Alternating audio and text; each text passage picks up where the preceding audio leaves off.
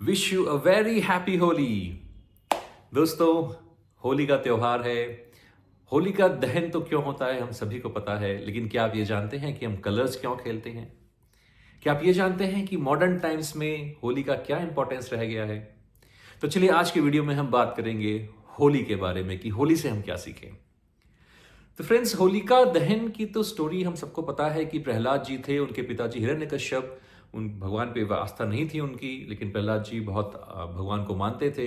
तो उनकी जो बुआ होलिका थी, उनकी प्रहलाद जी की परीक्षा लेने के लिए वो उनको गोद पे लेकर अग्नि में बैठ गई और अग्नि ने होलिका को भस्म कर दिया और प्रहलाद जी जीवित बाहर आ गए। तो होलिका दहन तो इस वजह से हम करते हैं, लेकिन इसके बाद हम कलर्स क्यों खेलते हैं? तो देखिए, अगर हम पूरे साल के पृथ्वी के चक्र की बात करें तो 3 रात्रि ऐसी होती है जो कि बहुत इंपॉर्टेंट मानी जाती है। ठीक है, वो 3 रात्रि या 3 रात कौन कौन सी है? होली, दिवाली एंड शिवरात्रि। जी हाँ, होली, दिवाली और शिवरात्रि 3 रात्रि को महारात्रि कहा गया है। क्यों महारात्रि कहा गया? क्योंकि अगर हम खगोलीय दृष्टिकोण से देखें तो पृथ्वी जब चक्र कटारी क्या काट रही है, अपने कॉस्मोस में अपनी जगह में मूवमेंट कर रही है, तो इन 3 रातों में ऐसी एनर्जी पैदा होती है जहां पे कि नक्षत्र का अलाइनमेंट, सन, मून, पृथ्वी सबका अलाइनमेंट इस तरीके से होता है कि पृथ्वी बहुत वाइब्रेंट होती है, उसकी अपसर्ज एनर्जी बहुत ज्यादा होती है ना। तो इस एनर्जी की वजह से ये 3 रात्रि जो है बहुत इंपॉर्टेंट बन जाती है, होली, दिवाली और शिवरात्रि। तो ये तो कॉस्मोलॉजी की दृष्टि से, एस्ट्रोलॉजी की दृष्टि से और हमारी खगोलीय घटना की दृष्टि से है। अगर हम पुराणों की बात करें, हम भारत के इतिहास की बात करें, तो भारत का एक बहुत ही कई हजारों सालों का गौरवपूर्ण इतिहास रहा है। तो ये जो कुछ चुनिंदा दिन है, उसमें बहुत सारी घटनाएं, मल्टीपल घटनाएं होती हैं। तो कहते हैं कि जब कृष्ण अवतार रासलीला कर रहे थे वृंदावन में, तो हम सब जानते हैं कि हमारी राधा रानी तो बहुत गोरी थी और हमारे कृष्ण सांवले थे। तो आज ही के दिन ऐसा कहा गया है कि कृष्ण भगवान ने इस कलर भेद को मिटाने के लिए राधा जी को कलर लगाया था। कि यार, वो बार बार लोग कहते हैं चलो मैं आज इस कलर भेद को भी खत्म कर देता हूं, और दोनों एक कलर के हो जाते हैं।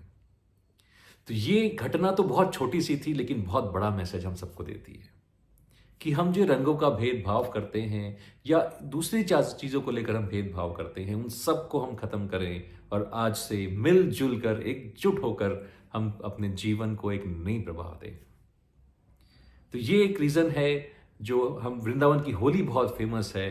तो आज ही के दिन, वो पूर्णिमा के दिन, ये भगवान श्री कृष्ण ने ये लीला रची थी।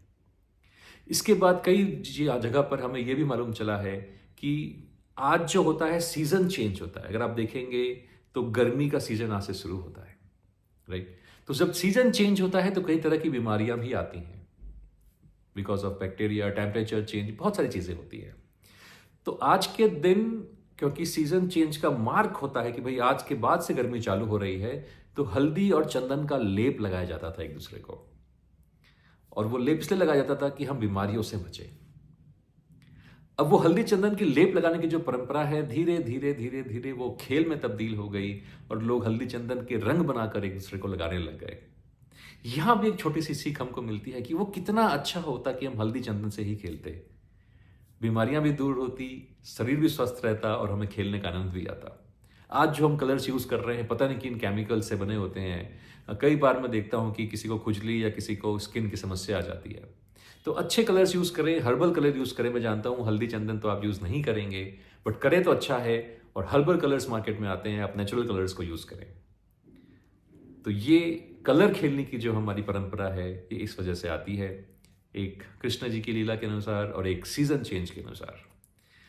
आज के मॉडर्न टाइम्स में अगर हम बात करें होली की, तो बहुत ज्यादा इंपॉर्टेंट है, क्योंकि होली एकमात्र ऐसा त्योहार है जो आपको भेदभाव मिटाना सिखाता है। हमने अभी देखा महाकुंभ में कोई जाति नहीं, कोई ये उसमें चेंजेस, कोई फर्क नहीं, सब लोग डुबकी लगा रहे हैं। उसी तरीके से होली में कोई भेदभाव नहीं, हर कोई सिर्फ कलर लगा रहा है।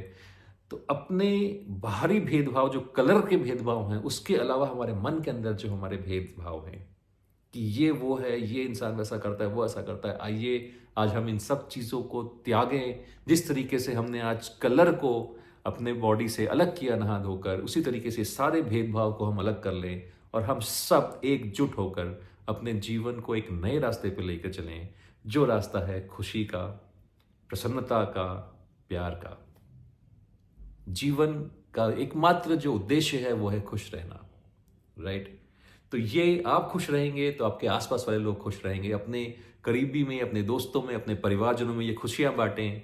स्वस्थ रहें, मस्त रहें, stay happy, stay blessed. Thank you.